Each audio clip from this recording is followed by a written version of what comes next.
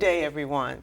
You are back on the St. Lucie County Public Schools Speakers Bureau. And for those of you who this may be your first time that you've come viewed the program, this program is all about inspiring, encouraging, motivating our students, but not just our students, but our students, the parents of our students, the community of our students. All of us need to be encouraged. And we do this through having people tell their life stories. A story is very powerful. And one of the things that stories do is it definitely motivates you. You can find something in everyone's story that you could relate with. And there's someone out there that can relate to somebody's story here. So thank you very much for joining the Speakers Bureau today. And we have this wonderful guest with us. Her name is Mayor Linda Hudson. And she has taken the time out to be with us here on the Speakers Bureau. And we certainly appreciate it, because I know I told you ahead of time that you're going to have to open up and talk about yourself. And I know that's not something people like to do, but it's so important that people hear from a variety of people of challenges and life. You know, we have to live life every day and things happen. And if we don't really understand how to deal with them here, and we learn from each other, we can really struggle moving forward in life. Mm-hmm. But as we hear of others, you know, I've been told many times, Mayor, that I'm a very strong person. Well, I don't think of myself as a very strong person. Right. But I do certain things that have allowed me to propel me to be where I am today. And that's what we want to do. We want to encourage others that, yes, one day you too can become mayor of Fort Pierce or mayor of Port St. Lucie. And these people are not like Superman or Superwoman, but they've made some decisions that have made a tremendous impact in their life. And we want to share that with you. So can you start out with us, Mayor Hudson? Again, thank you for coming to the program. Thank you.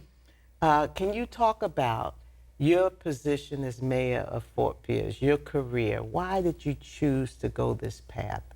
So it's interesting that you say that you don't see yourself as one way, but others do. So a lot of people believed in me and running for mayor before I really got it myself. Mm-hmm. I was retired and had moved back to Fort Pierce. I had been born in Fort Pierce and had a career in Chicago. Moved back to Fort Pierce and became interested in the city budget. And I'd go to the city budget meetings. And at that time, there was no other citizen there that was interested in the budget. So they didn't quite know what to do with me, right? Mm-hmm. And so I began asking for the documentation, and I began attending the meetings in the regular meetings. Why were you so serious? Why were you so interested in the budget? Like you said, hardly anyone else was there, not anyone, but you were interested in the budget. I'd like to know that myself, because I was an English major in college, and I was never much interested in finance but I got interested in it, and I think it's because the city was struggling at the time. Okay. And, you know, there was a lot in the news about what the taxes and about the shortfalls, and so I just kind of got interested in the problem and the solution. Mm-hmm. And so I started attending all the budget meetings and got appointed to the Budget Advisory Committee in 2010 and 2011, and then friends and supporters said, you ought to run, you know so much about the budget. And I was unconvinced, but because that had never occurred to me to run for public office. Mm-hmm. So I finally did. This was the first for you. First ever. I had no plan of that in my life. And other females had ran and did not win. Correct. In Fort Pierce. I'm the first female. Fort Pierce. Yeah. First female mayor in Fort Pierce. I remember certain ones running, deciding to run, but they didn't win. Right. Yeah. So, yes. So I decided a year and a half ahead of time, which was kind of unheard of at the time, and started running because nobody knew who I was really, because I had moved back to Fort Pierce. I'd been back about 10 years, I guess, maybe a little more. So I ran, and then I came out of the primary with one of the, not the top vote getter, but the second. And so, honestly, I woke up and said, now I have to keep going, I guess. And then I kept going. And then after a mandatory recount in November of that year, I won by 61 votes. Wow. Wow. And this is what year? 2012. Okay. So you don't run in 22, you run in 24? Correct. Okay. My term is up my, in 24. My term is up You're in 22. Right. So I have to rerun. Yeah. But you did already say something to me that was inspiring, and that is because I've already started my campaign, Yes. and I'm thinking, are you starting too early? And my answer is no. You have to get over 2,300 petitions. Right. You might as well start now. Yes. So you don't have to pay thousands of dollars to qualify. Correct. So, but go ahead on with that. That's so interesting what you're saying. Right. So I'm now in my third term as mayor, and the second time around in 2016, I was unopposed. But this last time I had five. I know, unopposed, the most beautiful word in the English language. So it's a job that I found that I kind of like. I really enjoy what I do, and I enjoy being invited to places for people's celebrations and their grand openings, and being people ask me for letters of commendation and proclamations, but I run the meetings, and I'm the only one in Fort Pierce who's elected citywide. There's a District 1 and a District 2, and they only run in their districts. Right. So the mayor doesn't have any more power than the other city commissioners, really, except that you have the gavel for the meeting, but you've been chairman of the school board. I know you found this. I've found this. Your job is to try to bring everybody into it. I mean, in a way, you talk the least because you want your fellow board members to come to a decision and make a good decision. It's different when you're in the seat of the chairman or the mayor. Yeah. Because you have to make sure that meeting runs smoothly. And correct. That everybody feels included and that nobody feels disrespected. And that nobody takes over. I mean, it's just, there's a lot of moving parts. Yes, it is. A lot of moving parts. But I find that I actually enjoy being mayor. 95% of it has been really, really uplifting for me personally, and and enjoyable. And then the other 5% is, like in any part of life, it's just what you have to get through. Exactly. Difficult things you have to get through. Now, one of your strong points is that, and you mentioned it, is that you enjoy going to different events and different things that the community is having. And oftentimes I have seen you right there, and it's not like, okay, you're picking and choosing who's important and who's not important. And that's a strong point, because then you let people know I'm human just like you. Right. And I'm here to celebrate my community. And that's the way you large. learn about your community. If you stay in your office and you never go out, you learn nothing. You're in the office intrigue is what you are, and I don't want to be in that. So when you go out in the community, when you go to where people are, you learn, and you're able to do your job better, in my opinion. I agree. Talk to us about your childhood memories. So I was born in Fort Pierce and grew up on Jenkins Road, which is a South Jenkins Road. And I was, across the street from me was an airstrip for the crop dusters and a cow pasture, right? Okay. So we were in the country then. Okay. Jenkins Road was a dirt road. Yeah. Jenkins Road was a dirt road. You said across the street. As a city girl, I would see a street in my mind, but no, it was a road. Dirt road, yeah, okay. Right. And we walked to Okeechobee Road to catch the school bus. Okay. And we went to... and how far was that walk from where you were? That's about a quarter of a mile, maybe almost a half a mile. Too bad. Yeah, wasn't too bad, no. And all the country kids were on the school bus, including 3 Seminole Indians who I went to school with. They were the first Seminole Indians who went to St. Lucie County schools. And I went to Fairlawn. But no black students on that No, bus. because it was during segregation. Okay. No black students, right. And I went to Fairlawn Elementary, and I think Fairlawn was perhaps the second year it was open, so it was a long time ago. And so we lived, my dad had 10 acres on Jenkins Road. He didn't farm it, but it was acreage. And we were quite poor, and I was the youngest of 6.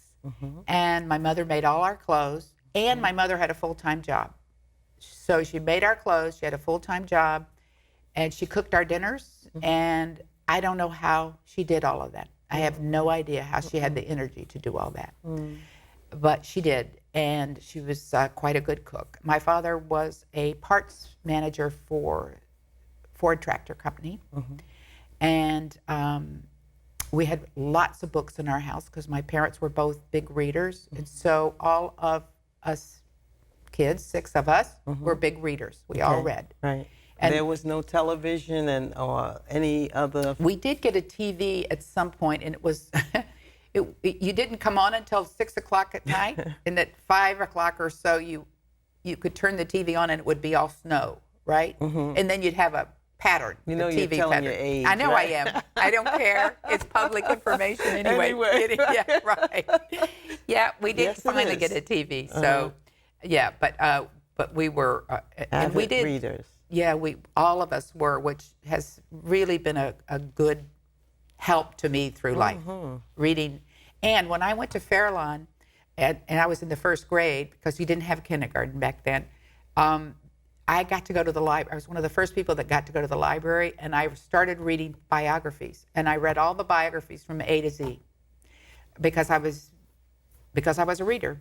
And you notice these glasses. I've worn glasses since the 1st grade because I couldn't see the blackboard, and they could tell I couldn't see the blackboard. So they sent a note home to my parents.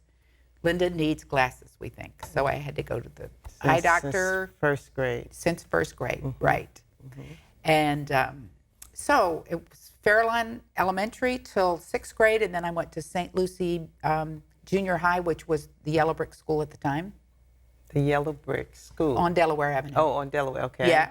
So then I went 2 years there. Magnet School of the Arts. Now it's the Cass School. The Cass School. Yeah. But then it was St. Lucie Junior High School. And then I went to Dan McCarty High School and graduated in 1962. Then I went to Indian River Junior College and Wow. graduated from there. It looks like so many of us, so many of the guests that come on went to Indian River. Really? Yeah. Good. Yeah, when Good. it was a community college. Yep. I graduated from there before I went to FAU. Okay. And we're so glad that we have a community college. And I'm so glad we have that community college because it is so excellent. They won the Aspen Award. Listen, when I Yeah. went now, you know, they're excellent now, and they're now a 4-year state Right. college. Right. But when I went, that lab, that tutoring lab that they had was so instrumental for me. Oh, was it? When it came to, because my math, I'm not good at math. But Right. you have to take Algebra 1 and Algebra 2. I know. And then with what I wanted to go and do, trig and calculus. Oh, did you get through that? I got through 3 out of 4. Yeah. And it was the lab that helped me get through. My strong point is reading and English. If it wasn't for that lab, and I came out with an A and a B in the algebras. Good for but you. It was because of the extra help, and that is what I understand our children need.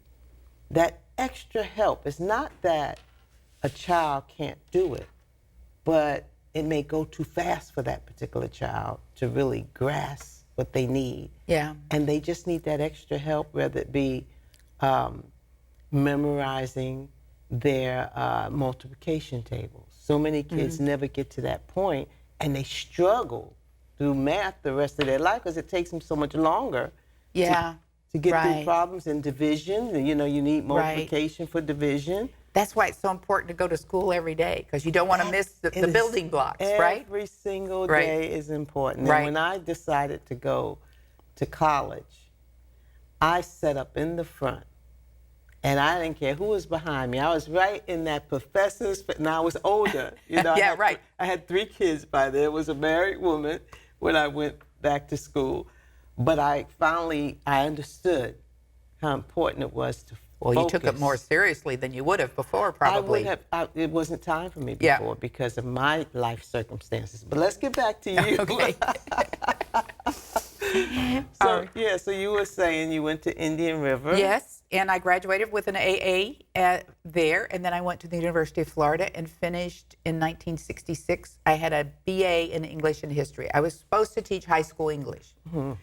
I was really into Shakespeare, and so that's what I wanted to do. I thought, but when I practiced taught, I realized I was, at that time at least, not ready to be in the front of the classroom and always on the whole day. Yeah. I give a lot of credit to our teachers. Oh my the goodness, whole yeah. day, They're because our that's a hard frontline job. warriors. It Right. really is. Yes. It is. So I did not do that, and I ended up getting married and moved to Chicago. And I went.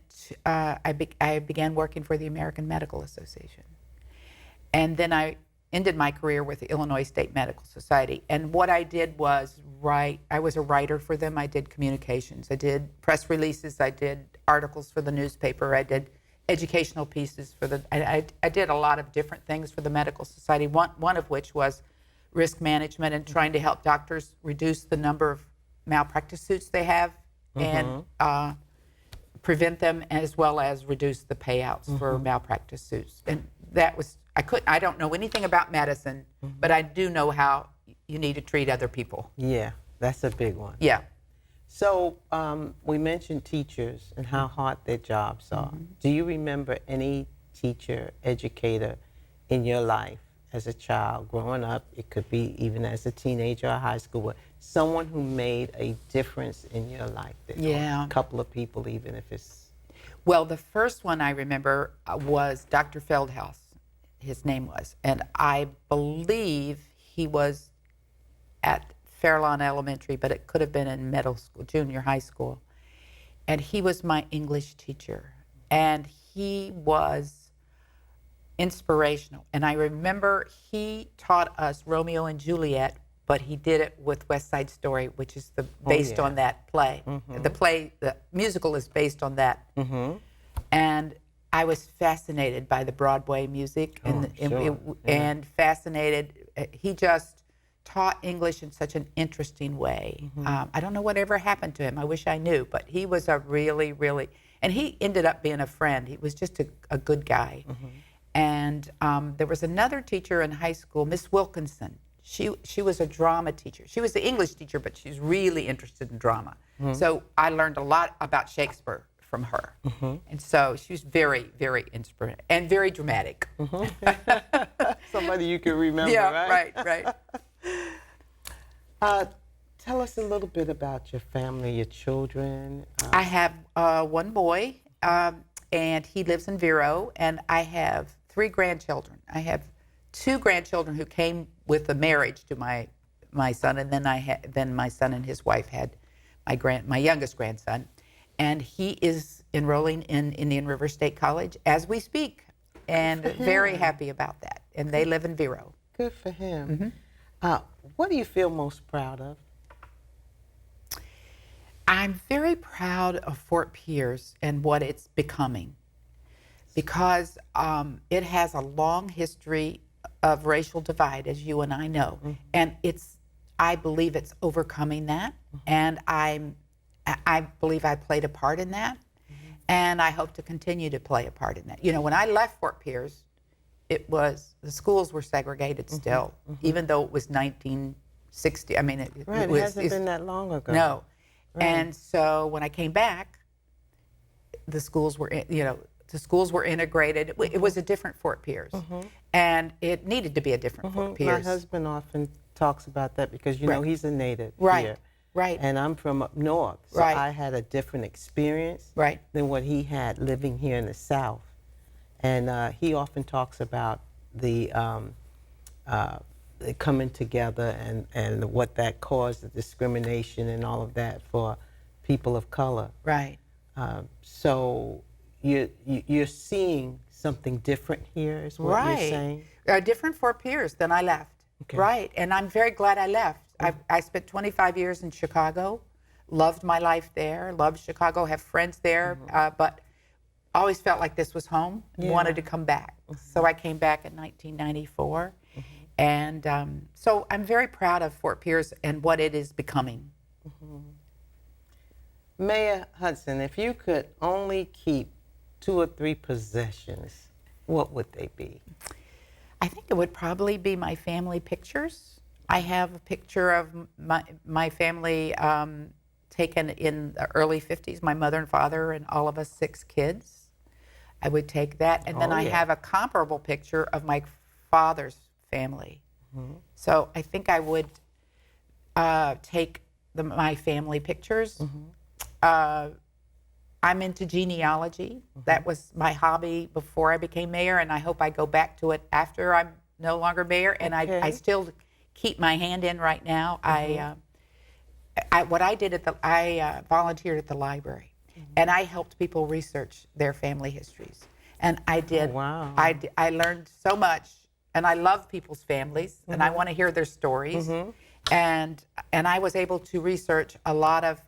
Is it people in this county? Yes. Or, okay. Yeah. I mean, they live here now. They might be from someplace else, but I was able to research quite a few African American families in Fort Pierce, and I really got into the migration patterns and how people ended up here in Fort Pierce and how their families came here.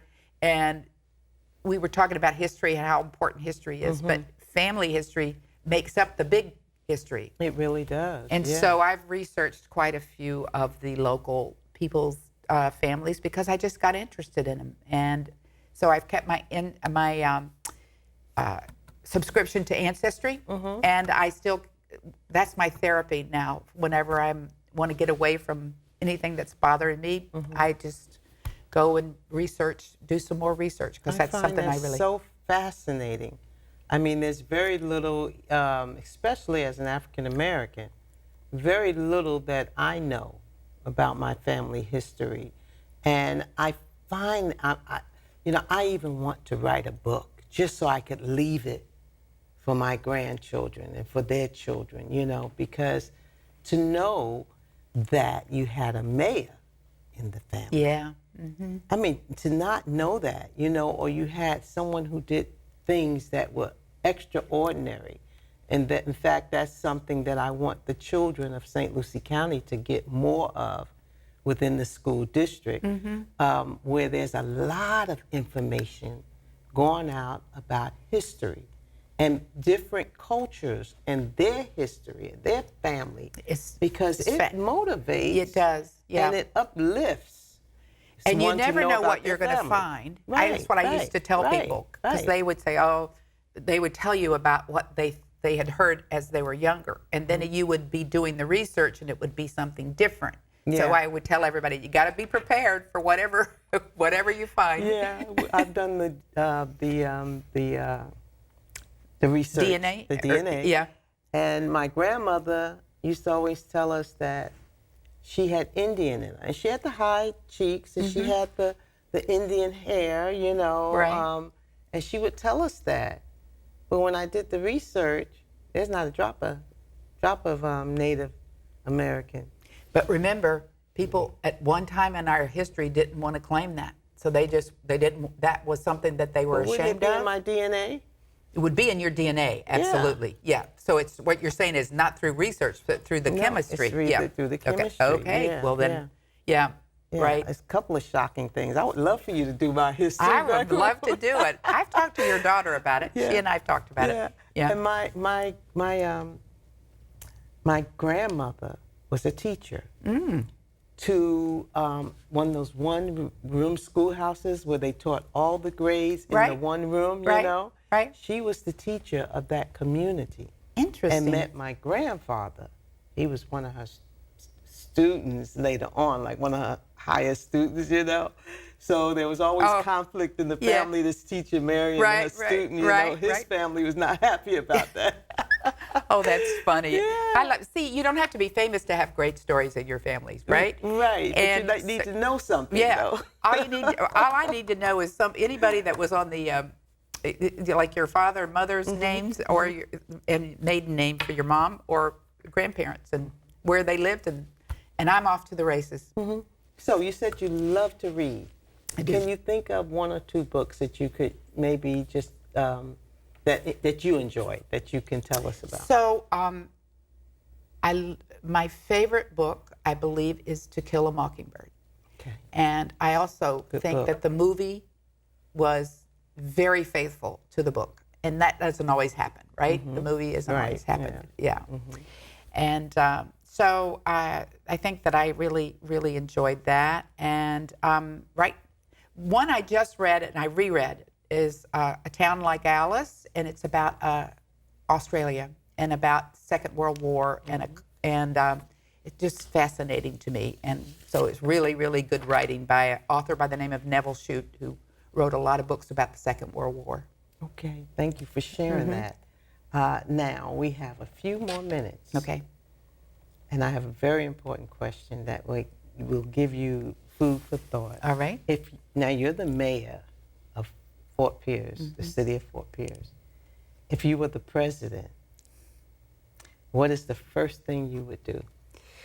So I got that question when I was mayor. When you get reelected, what's the first thing that you're going to do? And I Okay. said rest, but you can't. Not being you can't, president. No, not being president. So if I were president, I think that I would do something, and I don't know what it would be, to stop the extraordinary animosity between the two political parties.